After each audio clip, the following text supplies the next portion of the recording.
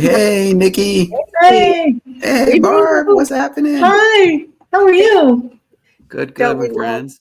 we love technology, right? Oh, yeah. Uh, Good to see Oh, you. well, I welcome. was telling Nikki when I met you, Yeah. way back in the first one. Yeah, it was on that first retreat out in Arizona, Yeah, if I recall. I know. Yeah, because Yeah, I don't think I met Nikki at Squat Up last year. Yeah. right. Yeah. Yeah. That's where I met Nikki too. Well, we'd spoken on the phone, but nothing face to face. So, Right. That's so Right. cool. yeah, welcome to Yeah, our podcast. time We're flies. doing everything transactional. I love it. We're Let's glad to have go. you This is here, exciting. Edgar. Yes, thank you. We're so happy to have you here. I know that you are a busy person in the community and are very well recognized. And so we just want to get started and have you introduce yourself. Tell us a little bit about yourself. I know a little bit about you, but I want you to tell our audience kind of like, just tell us about yourself. Tell us about your family or what you're doing and where do you live? Yeah, absolutely. So Edgar Vargas out of Atlanta, Georgia.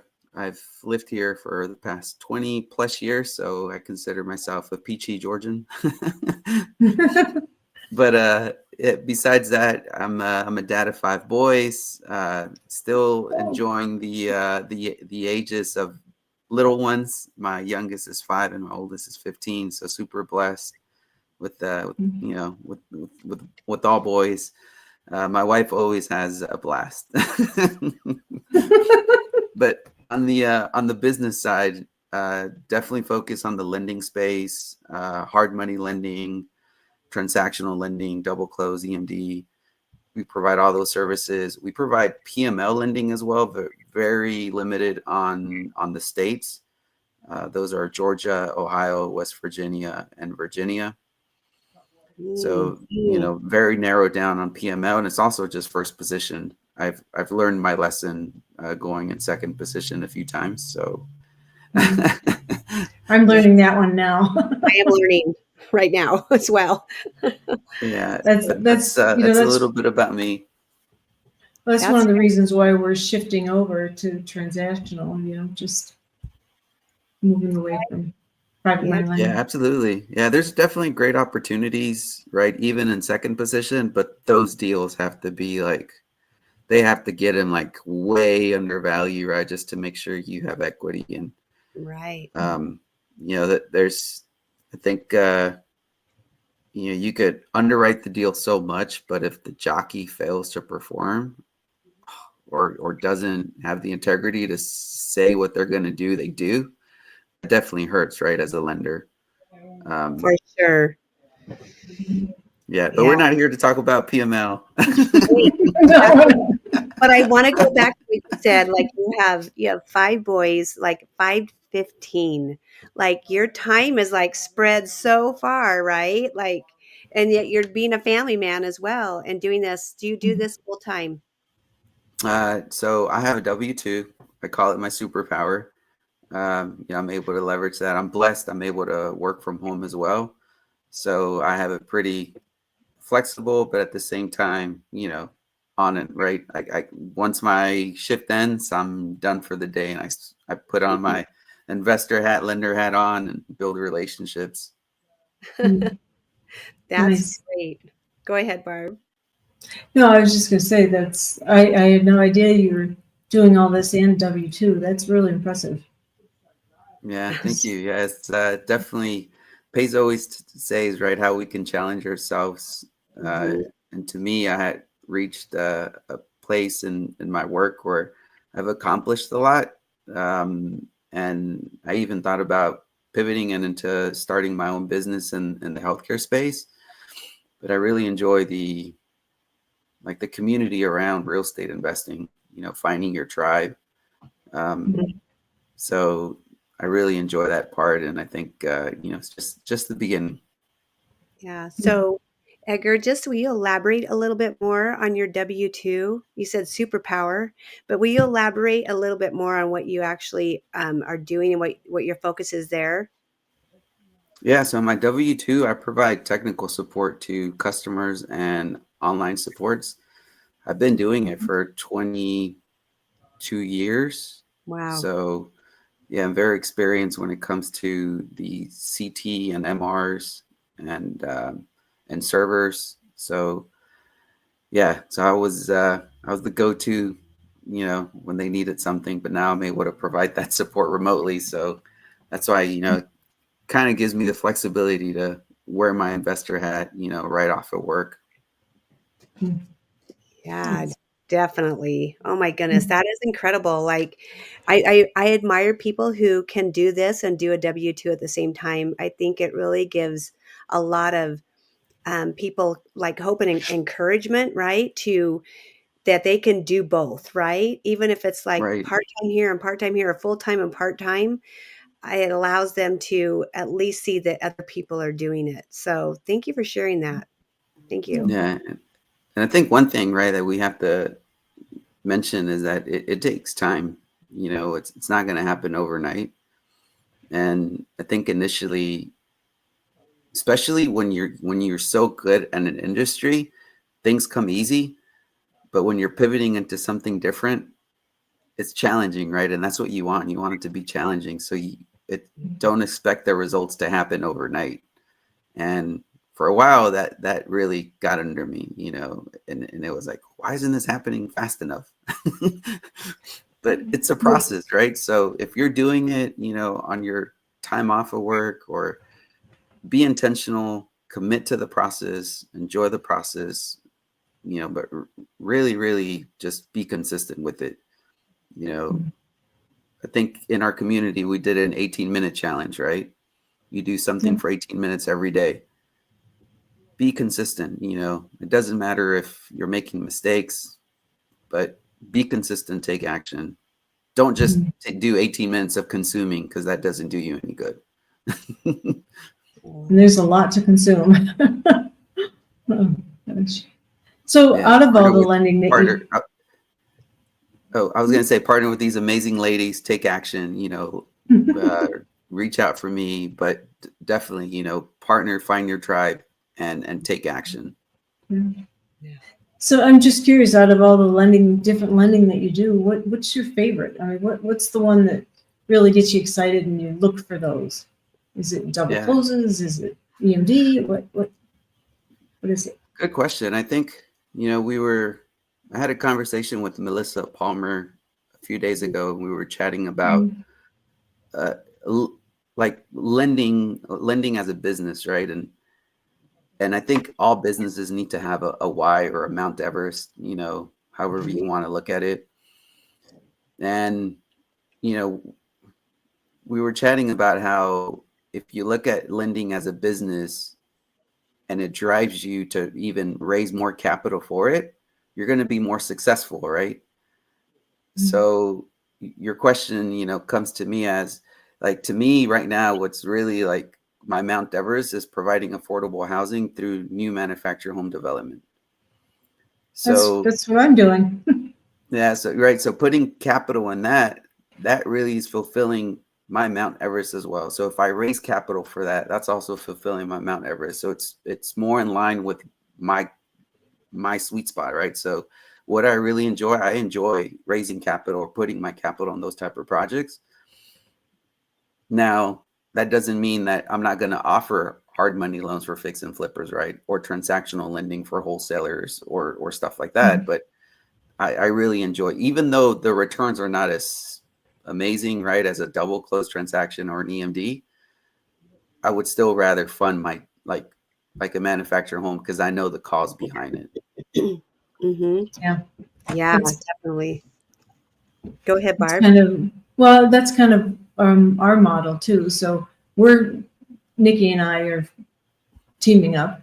So we provide the funding, and then hopefully we can do affordable housing. So my Everest is to do 50 people in all 50 states in the next 4 Let's years. go. Come on. Come to Georgia. Let's get one done in I know. Georgia. Georgia, I you will. I'm planning on it. Yeah. And that's what we're doing. I'm actually working with Fractional to see if they can help out That's too. Have awesome. you looked into them at all? Yeah, Or so I you hear spoke to about? Stella, and we had Yeah. two Zoom meetings with her. We were trying to figure out how to structure it, and I think I need to follow up with my partner just to figure out, hey, are we going to go with fractional? Because it does give us the availability to raise smaller amounts, right? Instead of the bigger Right. chunks like 20, 30, 40, right? Yeah. But you can Yeah. start off with $5,000 using fractional, which is great. Yeah. And people in that group just want to invest, which is what we need, people to invest. Yeah. Yeah. I love So- your passion too. When you were talking about your Mount Everest, and you said that, you're focusing in on mobile homes and raising capital for that. To me, that is such an amazing experience because of that affordable housing. Now, I have I don't have teenagers. I have adult children, and they can't afford to live in today's society. If they've gone to school and they're getting out of school, or they're in school and they want to buy a home, or they've graduated and now they're wanting to buy a home, it is really hard. Here in the state of Utah, starter homes are, and I'm just going to shoot it out there. If it was a home, not a townhome, I'm going to say probably close to $500,000 up.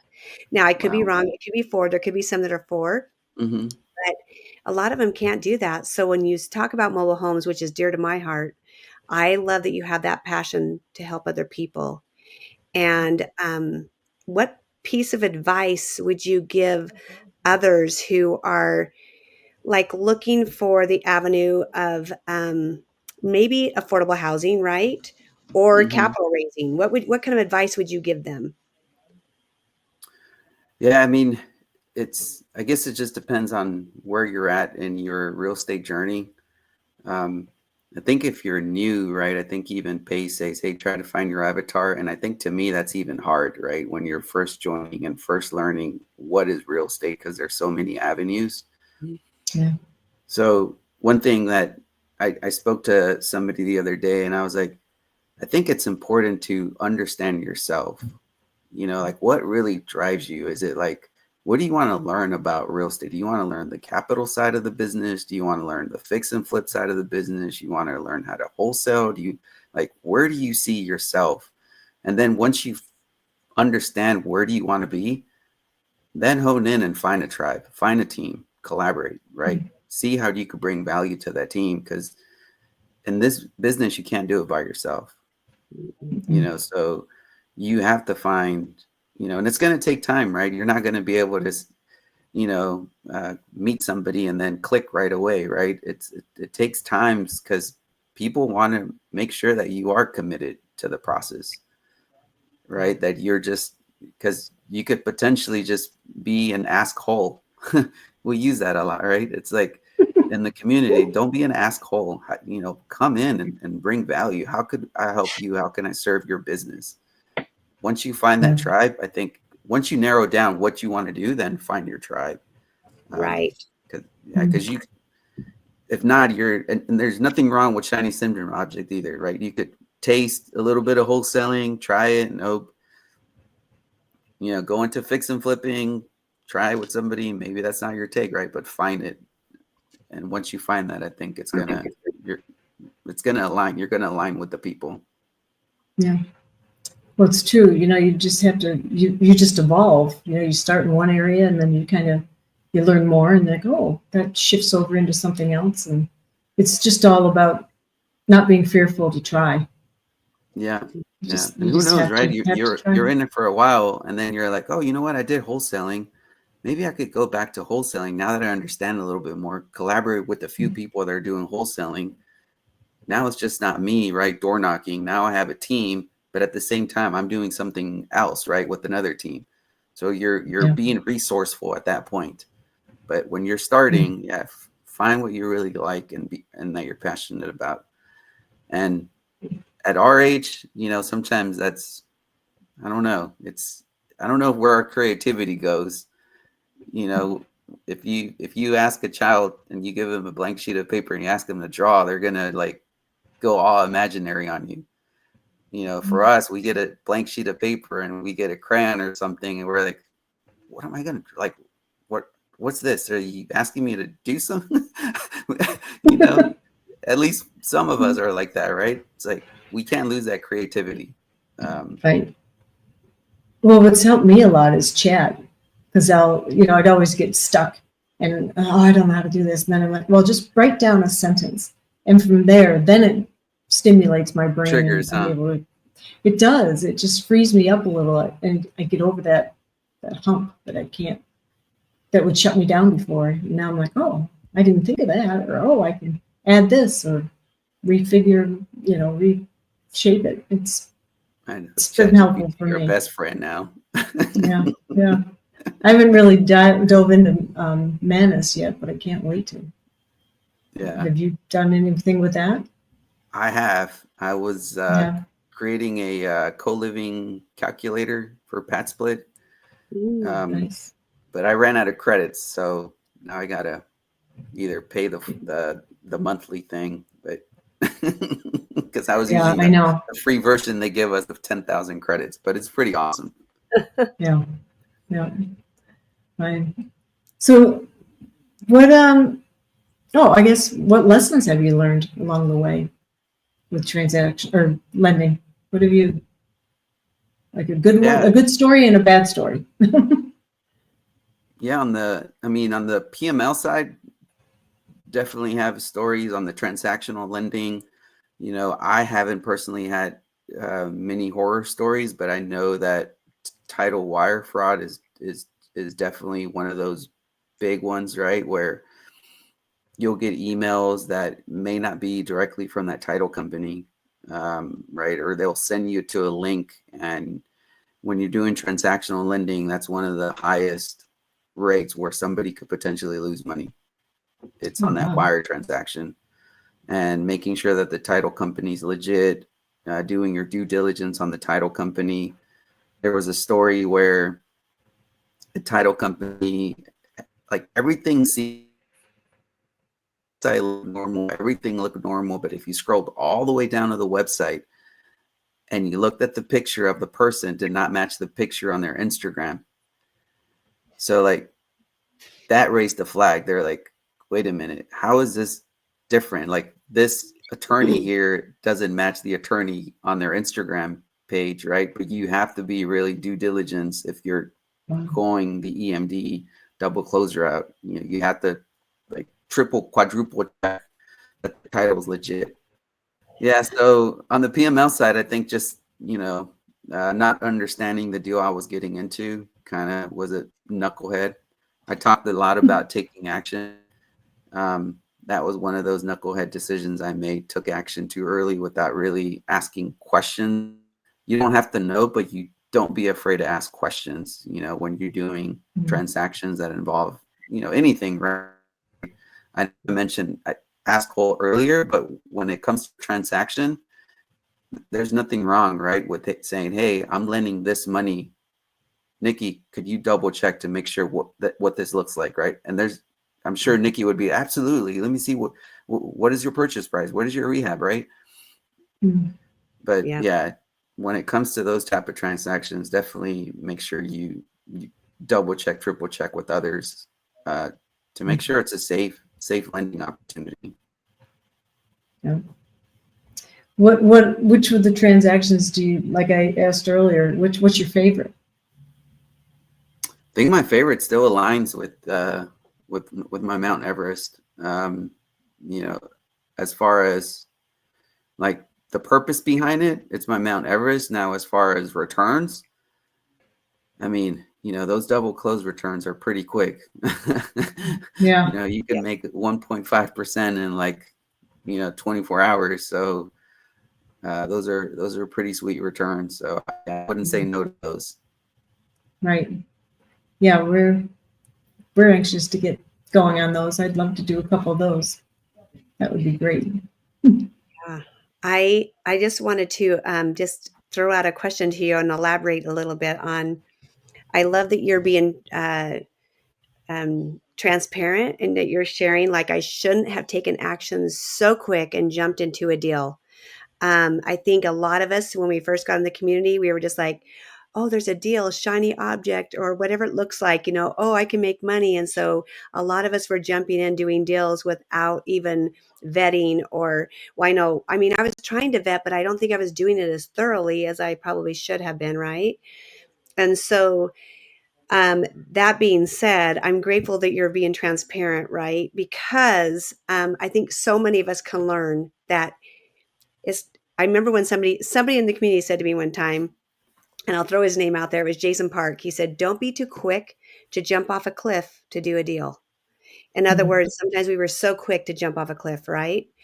And I love what you said earlier on when you talked about pivoting. And I think that's even part of a pivot. You're not pivoting to go from transactional or from PML to transactional, but you're pivoting, right? Kind of your thoughts are pivoting. Like, okay, what did I do wrong? And how can I pivot my thought pattern, right? To be more thorough in these projects, right? Or in these deals.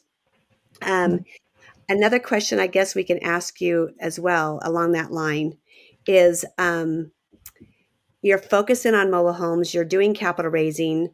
And so if you're doing the capital raising and you're doing all that, what is the best way for people, if you don't mind throwing your name out there, to get in touch with you? Like if they want to deploy their funds with you, what is the best way to connect and contact you? Yeah, absolutely. I mean, if they're definitely interested in our passion, which is affordable housing through manufactured homes, more than Yeah. happy, reach me out through Instagram. I'm on Facebook as well, Edgar Vargas. Reach out, let's have a conversation, and I'd definitely love to collaborate with others in the community or outside the community.